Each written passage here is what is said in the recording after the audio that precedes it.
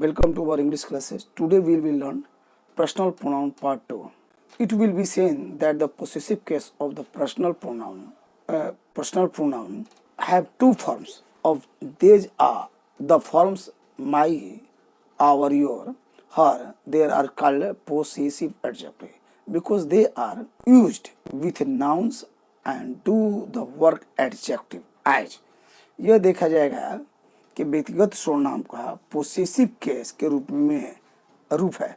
इन रूप में से मेरे, हमारे, आपके, उसके, उनके रूपवाचक विशेषण कहलाते हैं क्योंकि ये विसंज्ञा के साथ प्रयोग किए जाते हैं और विशेषण कार्य करते हैं। जैसे दिस इज माई बुक, यह मेरी किताब है। दोज आर योर बुक्स, वह आपकी किताब है। दैट इज हर बुक, वह उसकी किताब है। Possessive adjective are sometimes called pronominal adjective as they are formed from pronouns. Hindi में वह पदवाचक विशेषण कभी कभी सर्वनाम विशेषण कहलाते हैं क्योंकि वे सर्वनाम से बनते हैं। नोट 2 में the words he is used both as adjective and pronouns. आज उसका शब्द विशेषण और सर्वनाम दोनों रूप का प्रयोग किया जाता है। जैसे this is his book, possessive adjective हुआ, यह उनकी पुस्तक है। पोसेसिव एडजेक्टिव के स्वामित्व वाचक विशेषण होता है। याद रखिएगा, हिज माने उसका, स्वामित्व की भावना बढ़ जाती है, इसका पोसेसिव एडजेक्टिव कहते हैं। दिस बुक इज हिज, यह पोसेसिव प्रोनाउन हो गया। लास्ट में जब हिज आता है तो पोसेसिव प्रोनाउन को बताते हैं, यह उनकी पुस्तकें हैं। In the following sentence the words is in italic और पोसेसिव प्रोनाउन। यहाँ पर जो इटैलिक में तीसरा वर्ड होगा वो पोसेसिव प्रोनाउंस है। आगे देखिए, this book is mine, those book are yours, that book is hers, that idea is yours is excellent. जैसे कि दिस बुक इज माइन, यह पुस्तक मेरी है, वो किताब तुम्हारी है, वह आपकी किताब उसकी है। That idea of your is excellent, वो आपका यह विचार अति उत्तम है। The pronoun of third person has 3 gender, तीसरे व्यक्ति के स्वर्ण में 3 लिंग, masculine, feminine and natural, and he she it, मर्दाना, स्त्रीलिंग, नपुंसकलिंग। It is pronoun, it is use, यह जिस सर्वनाम का प्रयोग किया जाता है for things without life as, जैसे जीवन के बिना चीज के लिए। जैसे here is your books, take it away, तो ये रही आपकी किताब, इसे दूर ले जाइए। तो यहाँ पर इट है, अवे बुक के लिए आया है तो इसलिए इट इसका इस्तेमाल हुआ। फॉर एनिमल्स, इसको इट के पर यूज हम क्या करते हैं, किसके लिए?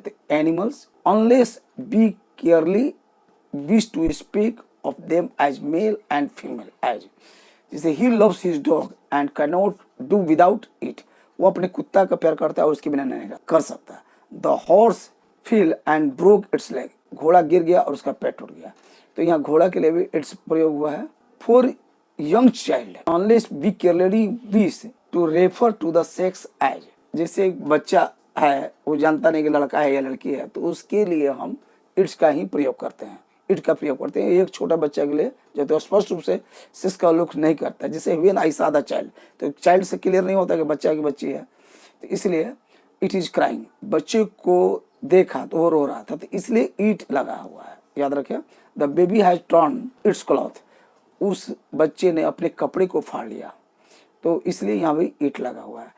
As a provisional and temporary subject before the verb to be when the real subject following as, क्रिया के पहले एक अंतिम और अस्थायी विषय के रूप में होना जब वास्तविक विषय का अनुसरण करता है। जैसे to refer to same statement going before as, पहले जाने वाले कुछ बयानों को संदर्भित करने के लिए। जैसे he is telling what is not true as he know it, वो बता रहा है जो सच नहीं है जैसे वह जानता है। He deserved his punishment as he knew it, वो अपनी सजा का हकदार था जैसे वो जानता था। As a provisional and temporary subject before the verb to be when the real subject following as, it is easy to find fault, it is easy to find fault is easy, ऐसे भी कर सकते हैं, लेकिन गलती ढूंढना आसान है। दोनों का अर्थ एक ही होगा, तो इट यहाँ पर से हम ऐसे चीज को लिए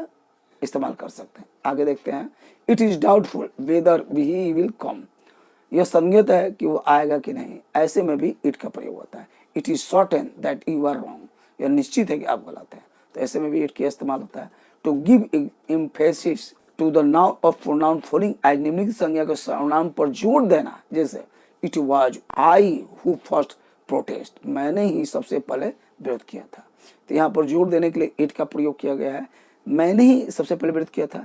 it is you who began the quarrel, या आप ही थे जिन्होंने झगड़ा शुरू किया था। It was at Versailles that his treaty was made, Versailles में ही संधि हुई थी। तो यहाँ पर इट से वर्साइक जगह का नाम है वर्सिल है, इसलिए वहां का है। It is a silly fish that is caught twice with the same bait, कहता है यह एक मूर्ख मछली है जो एक ही चाल से 2 बार पकड़ी जाती है, इसलिए यहाँ it is an ill wind that blow nobody goods, यह एक बीमारी हवा है जो किसी की अच्छी नहीं उड़ाती है।